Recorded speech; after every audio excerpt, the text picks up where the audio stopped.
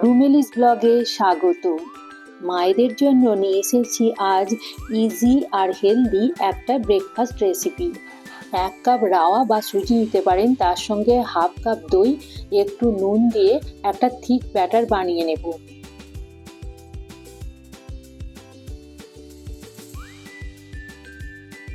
সামান্য একটু baking soda add করব। 10 থেকে 15 মিনিটের জন্য রেস্টে রাখবো।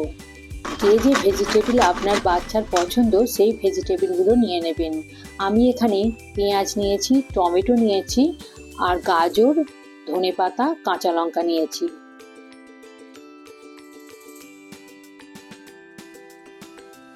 দশ 15 মিনিট পর দেখলাম ব্যাটারটা একটু শক্ত হয়ে গেছে, আর একটু জল মিশিয়ে নিলাম।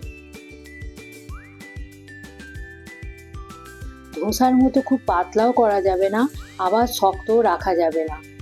কেটে রাখা ভেজিটেবলগুলো হাফ এর মধ্যে মিশিয়ে দিলাম।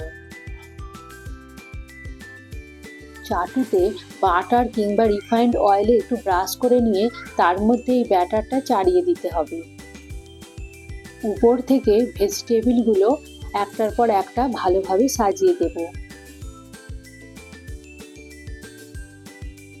ভেজিটেবলগুলো হালকাভাবে একটু প্রেস করে দেব। লো ফ্লেমে ঢাকনা চাপা দিয়ে 1 মিনিট মতো রেখে দিয়ে তারপরে উল্টে নেব। আরও 1 মিনিট পরে ঢাকনা খুলে সোজা করে নেব।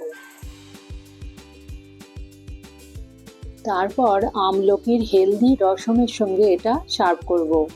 ভিডিওটা ভালো লেগে থাকলে লাইক, শেয়ার আর সাবস্ক্রাইব করবেন। Thanks for watching.